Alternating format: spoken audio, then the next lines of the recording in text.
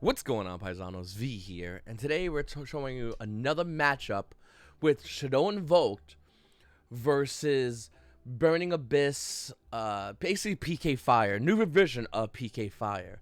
And we're gonna go ahead and start the match, and right now me and my opponent's doing shuffles. Every time before, by the way, real quickly, before I do these kind of videos, I always ask my opponent if it's okay if I could record as well as stream the match, and that's why I'm allowed to do this on this channel in case anyone wanted to know that.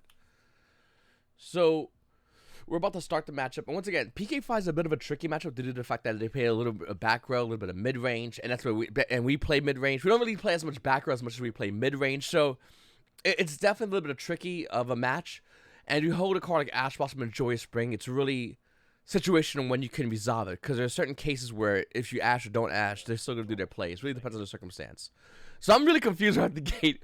My opponent normal summoned Sangon, and the minute he went into a Psychic Wheeler, I knew what he was trying to do. I said, okay, I didn't understand the Sangon normal summon. I haven't seen it in a very long time, but he's going Psychic Wheeler, and he's gonna go into a Cherubini, and he's gonna get Sangon effect. He's gonna add to his hand. I'm double checking what's in his hand, how many cards in his hand. And basically, we're trying to figure out, we're trying to get an understanding of what our opponent is wanting to do. You know, as far as the board want to create, how many cards in their hand, so evaluating the entire game state. Also, you guys want to see these live, go ahead and make sure to check me out. Twitch links will be down below. Twitch TV /YGO_Paisano. I'd greatly appreciate it. You want to hit the follow button, support the channel, give it a subscribe as well. Okay, so opponent added Ash Blossom and Joyous Spring over Sangon, which is insane. That's actually really cool. And Sangon got a errata, I believe, at the end of turn resolve effect. I forgot the errata, to be honest with you. But basically, he got a chance to add Ash Blossom Joyous Spring, which is pretty cool. And now he's gonna go ahead and activate Cherubini, and I'm just verifying, making sure that Cherubini is an effect to send. To boost Cherubini is for cost, and it is. So he's gonna send Graph to the graveyard. He's feeling really confident by making that play. I guarantee he would not have made that play if he didn't know that basically I was holding an Ash Blossom. So we're just verifying all effects. I'm just verifying the fact that Cherubini has the boost attack. He's going to attempt to use Graph Effect, and here's where I'm just going to drop the Ash on him immediately. I got what I wanted. An extract monster on board. That makes me happy. So I'm going to Ash him. Once again, I know my opponent has an Ash in the hand as well. So I definitely got to figure out a way to play around that. But ultimately, I'm going to Ash him, and I believe he's going to end his turn.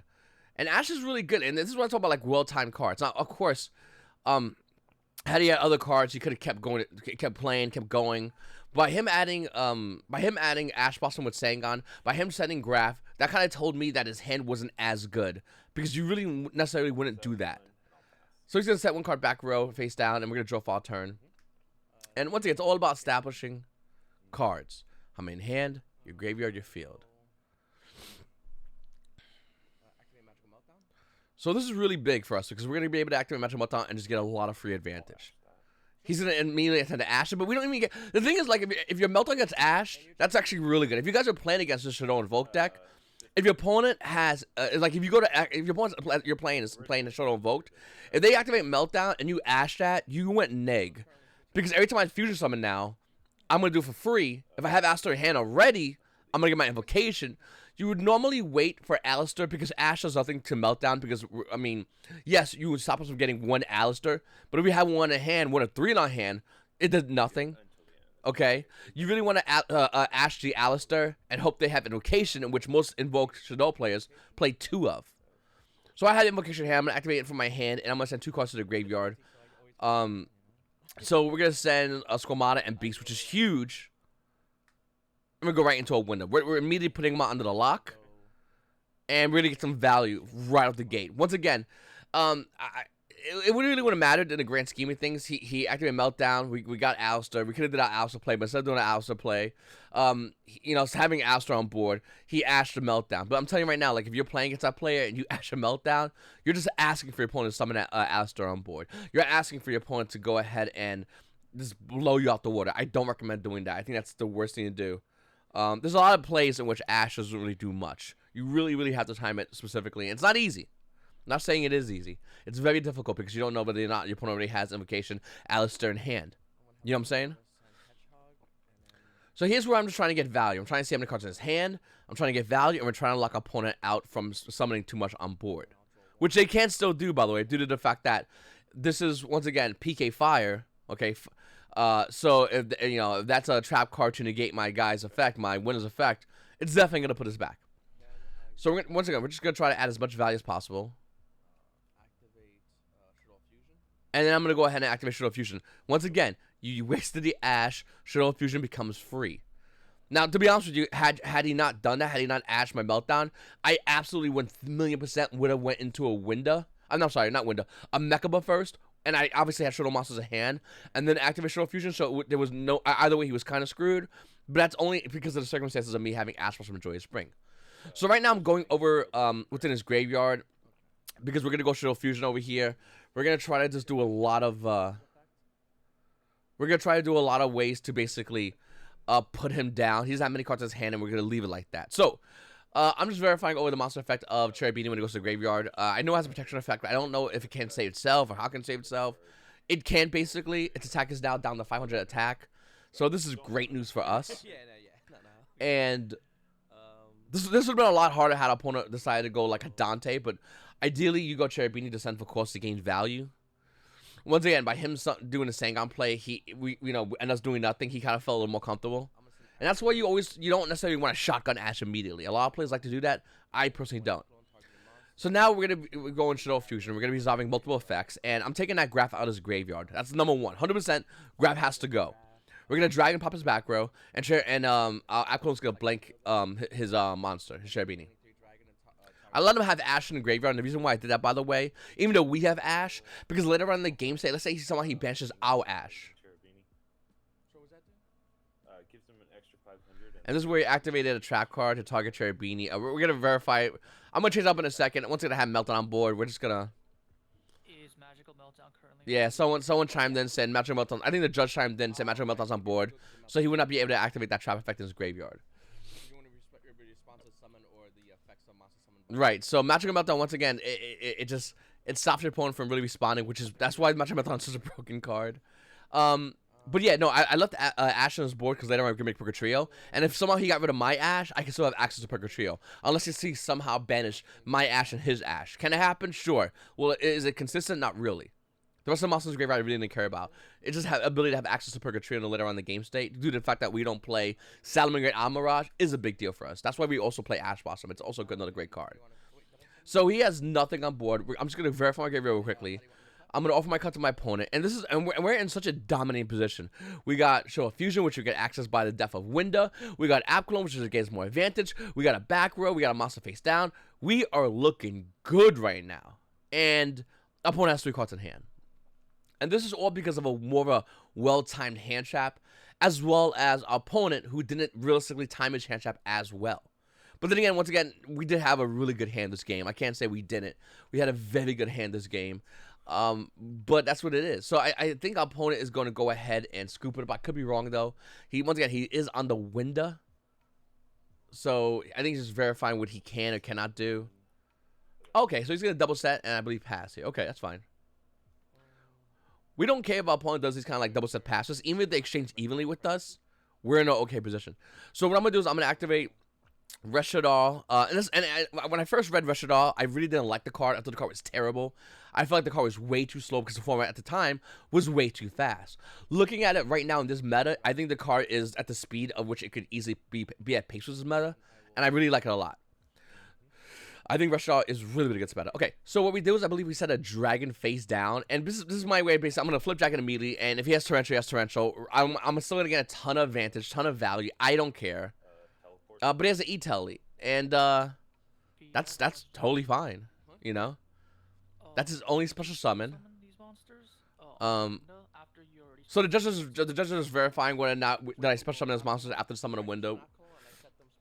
So I'm just verifying over my plays and what I did, just to let the judge know, in case you guys do hear that. We're just, once again, it's always good to verify everything, which, I totally get. I mean, you see Wind on board with 3 monsters, and that was the end of my turn 1. You're going to ask a lot of questions.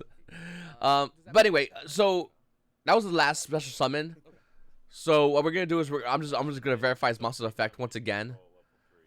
And this is me trying to basically figure out if I can kill him, if I can't kill him, what can I do? I did top deck the other Magical Meltdown. We're going to get access to Alistair. We still are on the window lock, so we always got to be well aware of that. But once again, we special summoned the dragon on our opponent's end phase, so we're going to at least be able to summon Alistair, and we can use that invocation effect. If that card in hand is Ash, it's Ash, no big deal. But it's not. We're in a good spot. So I'm going to add an activate invocation. Get rid of my Alistair and your Ash. And there we go right there. There's the Purple Trio play. Boom. And the reason why we got rid of his Ashes, because even though there's a good chance he's never going to really use it back again, the reason why I decided to get rid of his Ashes in the Mines is because I'd rather him not have cards in his graveyard. I want to take as many things away from him as humanly possible. I want him to be suffocate is, I guess, the word in the game state, where he has not many cards on his graveyard, he's low on cards in his hand, and that's a great example of doing it in this game, where I removed stuff already from his graveyard, 3 cards with Ariel, and then when I went to activate Invocation, I took another card's graveyard. I could have done it to my graveyard, but I did it from him, so he has less options. There's a very few amount of cards he can look at, and we have more options and more plays that we can potentially do. So I'm always trying to break down, and once again, that was turn 2, and you're trying to break down when you play Shaddoll Invoked your opponent as fast and efficiently as possible. I don't want them to have almost any options whatsoever. I want them to top deck, look at what little cards they have, and figure out whether or not they can even try to come back to me. Because if they can't, more than likely, if they're a competent opponent, in order to save time, they're going to wind up scooping this game. They're going to wind up going, let's go to the next game. There's nothing I can do in this game, so let's just keep it going. And that's the reason why I went ahead and decided to go and do this play. Now, I'm looking over what he can do, what I can do. Normally, I usually decide relatively quickly, but being the fact that it's PK Fire, and it has been a while since I played against PK Fire, I'm trying to figure out what is the best side deck card to play. Do I play in cards like they're going to be 1, due to the fact that the Burning Abyss engine is heavily Fiends? Do I play Talons in case he does decide to go into Dragoons? Because I know this I can very easily go into Dragoons. And it's all a matter of what can I play to make my opponent think that he has the advantage. Meanwhile, we just go, and like I said, in a case like Dragoons, your beta Dragoons negate, your talents, and all his back row cards, especially his PK traps, they're pretty much null, and we just go ahead and end that game quickly due to the fact that I plan to pay 2k life points to bring out the Anaconda, the Dragoons. Also, once again, like I said, with the only one, it's another phenomenal card in this matchup. Evenly Matched is not a bad card as well, but they have to really pop off in order for that card to be viable. And we're trying to not have them pop off. Obviously, we play cards like Joel and Lockbird, so if they, that's a card that, so Evenly Matched is realistically reserved for like Eldic variants that like to set a lot of back row, or a lot of other decks that have set a lot of back row, and then we hit them with that Evenly Matched to like slow them down or to break their board up and just take away their resources. So that's basically what we are, what we're thinking basically when we activate these cards and play these cards. So I'm doing cuts, and cuts vary, by the way. I know some people have like half top 5, half top 7, half top 12. If you're a straight Yu-Gi-Oh player, strategy, you don't care about cheating. I don't care about cheating. You don't cheat and any of that stuff. I don't really care or get upset when my opponent goes half in top 8 or 7 or 5. It means nothing. In fact, I prefer it that way due to the fact that it's my opponent saying, hey man, listen, I want you to cut your deck, blah, blah, and I'll go get you too, and we'll have a nice straight up even game. I don't want the idea of cheating to be involved anywhere. I hate cheating. Cheating annoys me, disgusts me. And that's why I like it when my opponent also goes, hey, man, you do half in this too. I like that. It makes me happy. There are some players that do like half, 2 pile shuffles, half and bottom 3. Is it annoying? Yes, it's aggravating. But it's part of the game, and there's nothing much you can do about it. And to be honest with you, I totally get it. They don't want to get cheated. I understand the core of why they say that. They don't want to be cheated. So even though I personally find it annoying, I do it because I'm on the same page with them with not wanting to be cheated. So that's basically why. Another good card against this matchup is also Nibiru. It's not a bad card. The problem is, do you put it in against this matchup in expecting your opponent to pop off? And that's kind of a weird situation. Do you do it? Do you not do it? I always find myself conflicted when against putting Nibiru in this deck. Majority of the time, I don't think it's really rare I put it in. Unless my opponent shows me game 1 that he can run into Nibiru. I more than likely don't put Nibiru in, and the reason why is because if they go Anaconda before they do the rest of their plays, well, they go Anaconda before they set the rest of their cards in the background, should really say, it doesn't matter. So Right now, once again, our opponent opened the nuts. He opened the Terratop. He got a Tekatan board. That's a 1-card full combo. That's insane. Unfortunately, he's running common Terratop, but we don't blame him for that. So right now he's gonna go into Cherubini, I believe, or Dante. Let's see. Either way, it doesn't really matter as much. I think Cherubini would definitely be the better play here. Um, but I think he's kind of thinking about, oh man, I got Ash last time. Ash hit me perfectly last time. Am I okay with getting Ash again? I think you kind of are. I mean, if I was in his shoes, due to the fact that if the card yourself, of course, gets Ash, are you really in a bad spot if you have 4 other cards in hand? Okay. I'm going to go ahead and bring out Phantasme. Now, I put it in defense mode, but I don't think it really matters as much as whether you have Phantasme in attack or defense mode. We do have 1 card face down, so I believe you did go first in this instance. So our opponent actually has more 5 cards in hand. Phantasme is really huge as a matchup due to the fact that it's not only a dark monster, but it's also, you know, that we can bring out window with, but it also allows us to get cards in our deck. And I always say everybody how much I love Phantasme, specifically in the Shaddoll Invoked deck.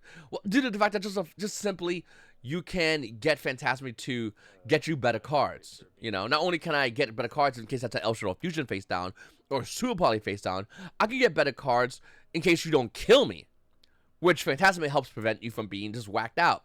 Unless, once again, they go into a Dragoon, and, well, there goes that. So he's debating what he wants to send to the graveyard. In this instance, I would consider sending Graph. I think that's what he does decide to do, right? Oh, no, he decides to send a Libic. Okay. Now, either way, it really didn't matter because I'm about to go into Winda. So he's going to activate a Libic effect, and here's where we're going to go ahead and activate El Shaddoll Fusion. So now this puts him in an even worse spot because I'm not sure how much the Cherubini is. I don't think it's enough to get on my window. I don't remember. But what we're going to do is I'm going to use that. I'm going to use the, okay, so yeah, I'm going to use Phantasm and Hedgehog. Hedgehog's going to let me add a Shaddoll monster, so we don't really lose as much value. And Phantasm going to the graveyard, it's no big deal because we already got exactly what we needed from it. He's going to go ahead and special summon a Seer. And then after that, resolving his effect. And after that resolves, we're going to activate Hedgehog. Now, here's the thing. What do you add with Hedgehog? Do you add Squamata or do you add Wendy? Because one of those 2 cards is the cards you normally want to add. Sometimes I feel like adding Squamata if I feel like I could fusion summon using that Squamata next turn. Sometimes I add Wendy in case I can't really pop up next turn, but I still want to gain value. So that's basically what I'm trying to say. And that's basically what I'm doing here. And the top deck always varies. It always does. But I really like adding Wendy. I feel more comfortable with adding Wendy. There are times I do add Squamata, but I kind of personally regret it. I think I'm going to personally be adding Wendy more. But looking at it, I definitely think that this is the correct play to add Wendy. So opponents going over their options. Once again, they're locked out special summons. All they have left is a Cherubini on the board, and it's definitely an issue for them. So I'm just kind of like shocked the fact that, you know, this is definitely gonna be a problem for them because they didn't plan around a window hitting board on their turn. Even though I don't like El Shaddoll Fusion at 3, having that card at 2 is a big deal. When you have it at 3, you draw 2. It's technically a -1. That's why I don't like it, by the way. Shaddoll Fusion is always value. Like, it's just, you never look at Shaddoll Fusion and go, oh man, Shaddoll Fusion, I don't like this card. It's such a good card. It's a 1 card, you can do whatever you want. Whereas El Shaddoll, you need more cards in order to do that. That's why I'm not as big as El Shaddoll Fusion. So I believe we top decked a Meltdown. I could be wrong, but I think we did. And by top decking Meltdown, it's going to allow us access to our Invoked engine. A good portion of it, not fully, obviously. So I'm going to go ahead and do that. I'm going to add Alcid to my hand. We have now 5 cards in hand still. And our opponent can respond to our special summons, which is, once again, it puts us in a phenomenal position where we want to be. We are exactly where we want to be. Now, I have a Dark in my hand as well as a Wendy. I could, if I had a fusion way, to fuse both of those. But what I'm going to do is I'm going to go ahead and activate, summon Astro, activate effect, add the invocation, as you guys can see right here. And it's basically, we can clear his board for the most part. It's the only question is, what else can we do besides that? Like, we want to not only, once again, lock him, we want to take away any chance of advantage they have. So we have Shaddoll Fusion on hand. I think that's one of the cards we opened up with, but we obviously can't do it because we went first. And our opponent told us to go first, I believe, because we won game 1. So we're going to go ahead and go Ab Cologne, and we're going to start just cleaning his house. I think the best way to do this is obviously, I think we go win. I think I was asking about the graveyard to figure out the graveyard to see what he has so we can go Aerial. But we're definitely going to pop his back row, obviously, because like the same thing that we did last time. And we're going to also go Aerial. So Opponent had a little bit of audio issues. So he'll get that fixed yet, but dude, basically we're gonna take care of his graveyard. We're gonna clean that graveyard out. We're gonna pop his back row, and we're gonna clear his board. So we're in a good spot. Now, obviously, the way to do this is you hit Seer first in the battle phase, due to the fact that Seer can't bring anything else, and then you hit Cherubini, and then we'll do some damage, and that's basically it right there. But once again, it's all about breaking your opponent down and timing cards correctly. Obviously, in game 1, you saw us do the Ash. We timed it correctly. You know, opponent felt a little cocky, a little confident with Sengon. And once again, I think it's erratic. I think he did it incorrectly now that I think about it in retrospect, but it's whatever. Hindsight's 2020. In game 2, we timed the window correctly. And that's the thing about Shaddoll. I tell everybody always about this deck. If you play it correctly, it will work. You play this deck incorrectly, you will get bodied. That's how it is with Shaddoll Invoked, and that's exactly why I feel like this deck is definitely one of the hardest to play, but the most rewarding decks in the entire game right now. Because if you do it correctly, you always get rewarded. You know, there's a lot of bad plays I could have done. I could have ashed immediately to the Sengon, and he would have had full combo. You know what I'm saying? I could have activated Winda early on in the game state, and he probably would have played around it. But this is why you gotta make these plays as efficiently and correctly as possible. So we're gonna clear his board properly, and we're gonna do a little bit of life point damage. And we started this turn with 5 cards in hand. We had this board, and we still have 4 in hand, so we have a ton of advantage. And that's what I like about this deck. Once again, it's maintaining advantage constantly. So we're going to pass turn. We don't have no backward set. I don't want to set any bluffs with this deck because you don't have much. Like, your spells and traps are really needed. So setting backward, I feel like, would not be needed. So opponent drew one of his side deck cards. And we'll talk about the card in a second because I feel like a lot of people might start playing that if you are playing Shaddoll Invoked. It's not that big of a deal if you know how to play around it. Newer players that play Shaddoll Invoked might have a huge issue against the side of that card our opponent just drew. But since I've been playing this deck forever, I'll tell you realistically how to stop your opponent from doing these little shenanigans with the side deck checks, which we'll see in a second. Sure. I'm gonna use his effect to discard 1. I think I had Ash in hand, and I don't think I used it. I could be wrong though. But I'm pretty sure I had Ash from Joy Spring in hand, and I just didn't get a chance to really use it at all.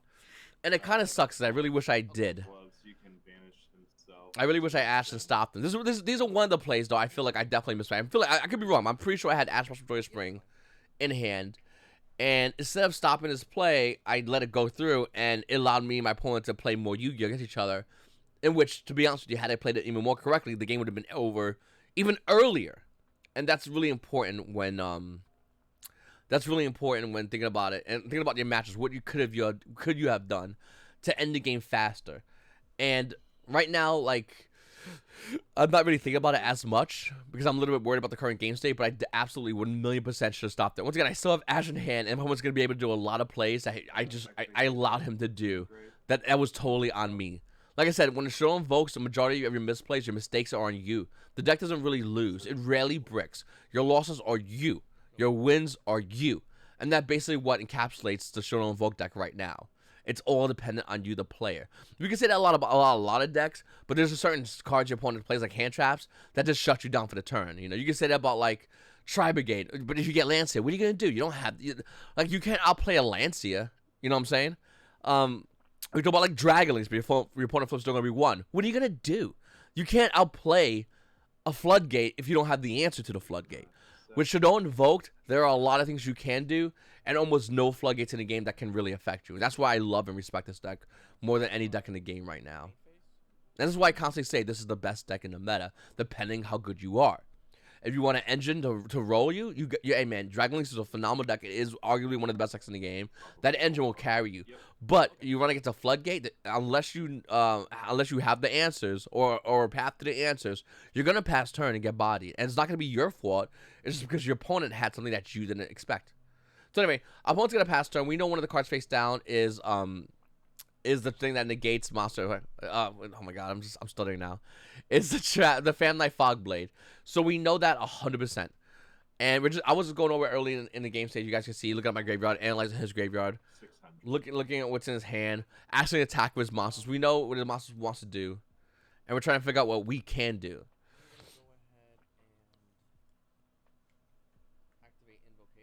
So here's a really cool play. Retaliating C. So I'm gonna go ahead and activate Invocation, and this is the card that a lot of people. While this card's on Wait. the field, everything that Here's a card a lot of players are. I'm not sure if they're gonna start siding in. I don't care if they do. Like I said, that card does nothing to me. But what Retaliating C does, whenever you activate a fusion card that allows you to special summon a monster, from the special summon a monster, from your hand, I believe. Any spell card that allows you to any fusion spell, whatever. Basically any of our Shaddoll cards, Shaddoll Fusion, Shaddoll Fusion, or Invocation. The card special summons to your opponent's side of the board. Any card sent to the graveyard is banished instead. It's not a bad card. It's only a stun card. That's the way I see it. It's not a floodgate. It doesn't worry us. I don't care about it. So opponent is going to do a really weird thing. He's going to activate Fogblade, and I think he's going to target one of his own monsters so he doesn't lose anything off the board. The problem with that is he's going to target Fogblade and target his monster, and I'm going to chain my Rage and put his monster face down. So being the fact that his monster's face down, Fogblade does nothing, and that is insane. Raging definitely is getting to be more and more my favorite card. I see myself liking it more than even Mechaba, just because of the versatility that card gives us. And then we're just gonna go ahead and just we're just gonna go ahead and swing at everything. He's gonna lose Retaliating C. So what do we lose? Retaliating C kind of just in this game state. Obviously, if you open it last, it'd be a little bit better for him. But I think the result would still be the same. For the most part, I don't think I would get the banish cards in his graveyard. But it wouldn't be as huge, I don't think. But a lot of people think that's a better card. I think there's other better cards if you want to play against Shaddoll Invoked. So I'm gonna attack his PK monster, and since Fogblade's no longer equipped, obviously because due to the fact that Raging put his monster face down, it does nothing. So his monster goes to the graveyard, and then we're gonna get more damage in, and that's basically how that works with that kind of interaction.